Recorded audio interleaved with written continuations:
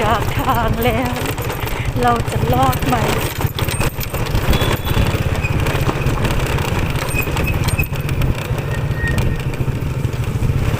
โอ้สวยงามเลย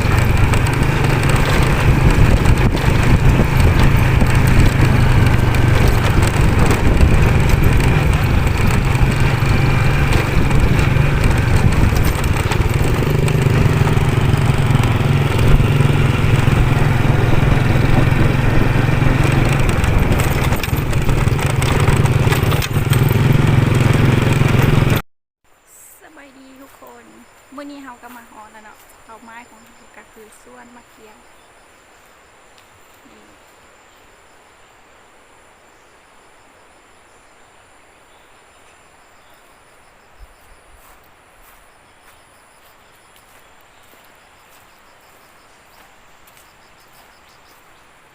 ส่วนจะขี่รถมาฮอดบ่แม่นของง่าย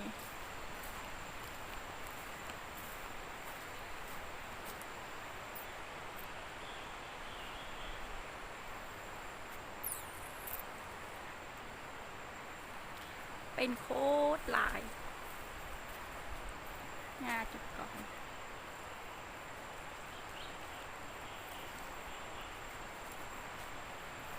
เขาข้างข้าวไปที่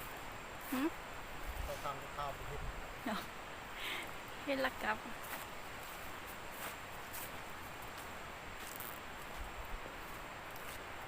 เจี๊ยเตี้ยน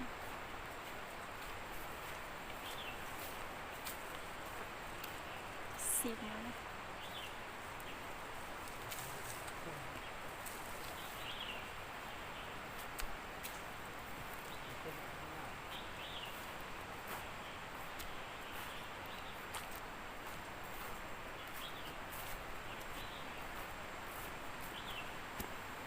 อะไรมันจะเตี้ยขนาดนี้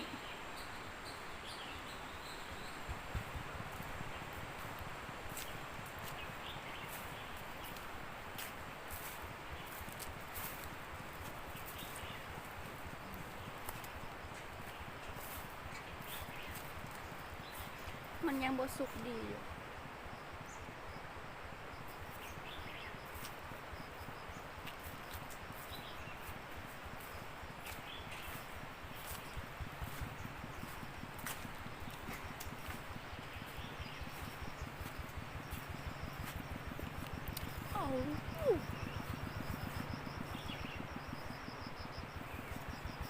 เป็นโคตรหลายคุณนะ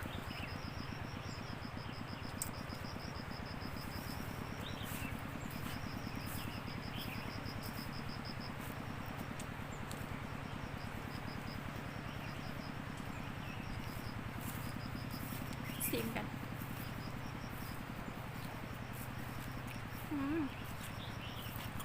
หวาน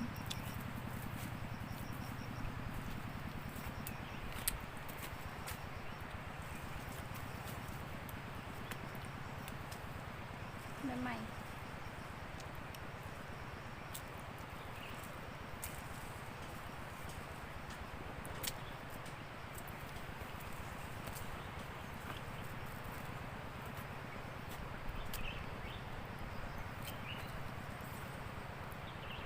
บ่หันสุกต้นสุกต้นบ่สุก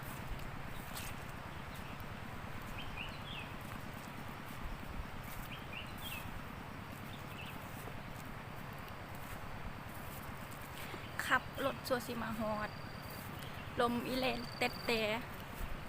เลือกพี่ต้มกับบันนั้น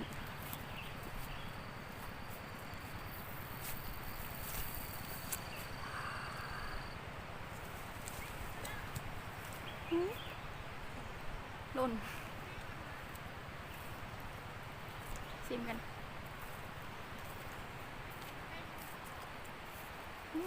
หวาน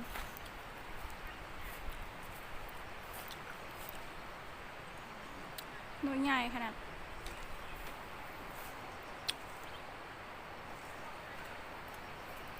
พี่อากาศหนาวเลยดิเดี๋ยวใส่เสื้อแขนยาวสวยมาก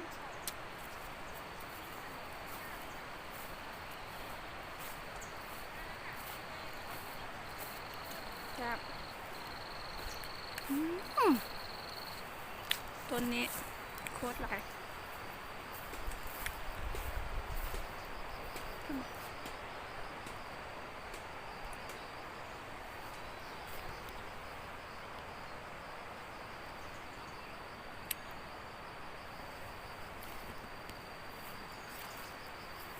จริง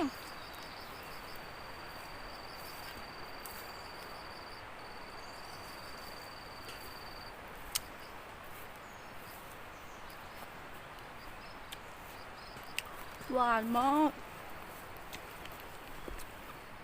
อะไรจะเตี้ยขนาดนี้ดูสิ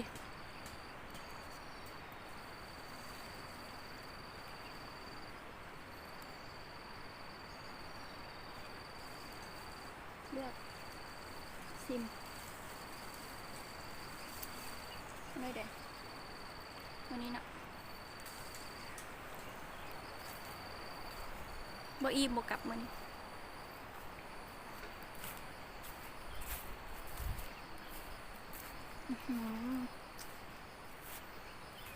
หวานมาก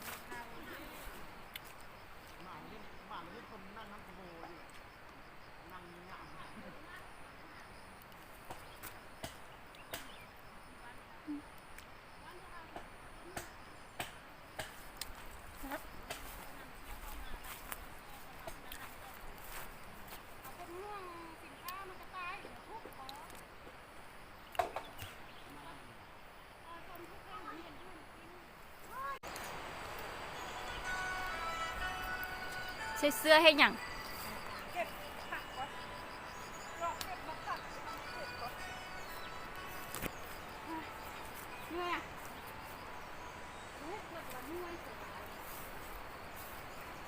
ไม่รู้ว่ะ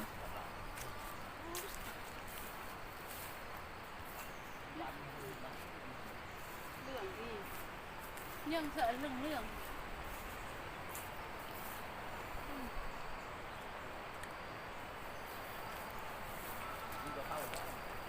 เดี๋ยวกินมาเกียงนำกันตาเฮีย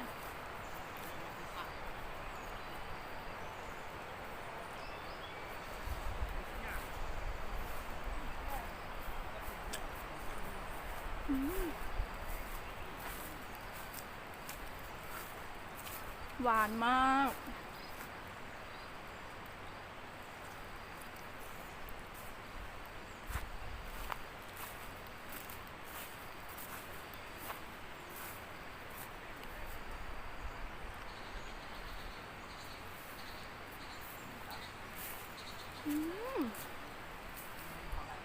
เป็นไรครับ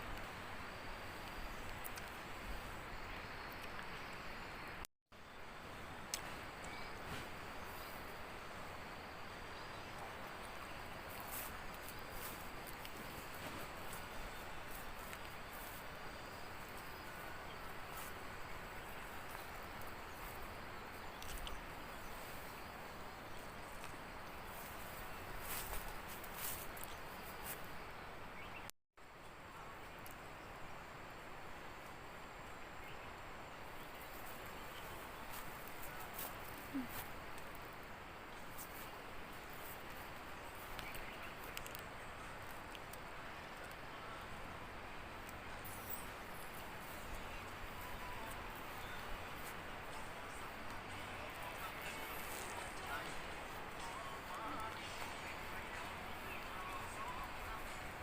มใจเดี๋ยวมาละวันนี้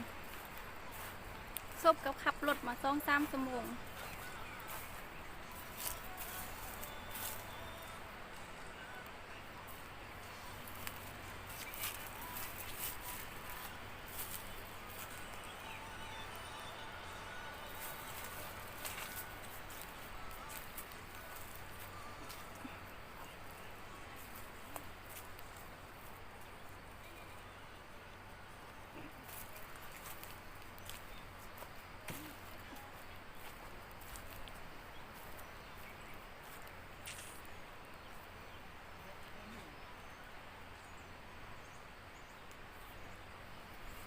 ออมข้างออมแอลมีแต่ต้นมะเกียง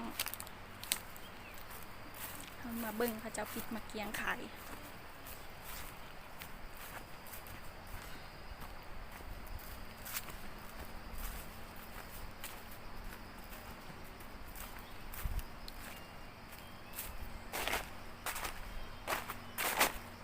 เหลือแต่น้อยเหลืองๆเนาะ เอาแต่เดี๋ยวนี้แหละไปซื้อไขวันซื้อจ้าเดี๋ยวเป็น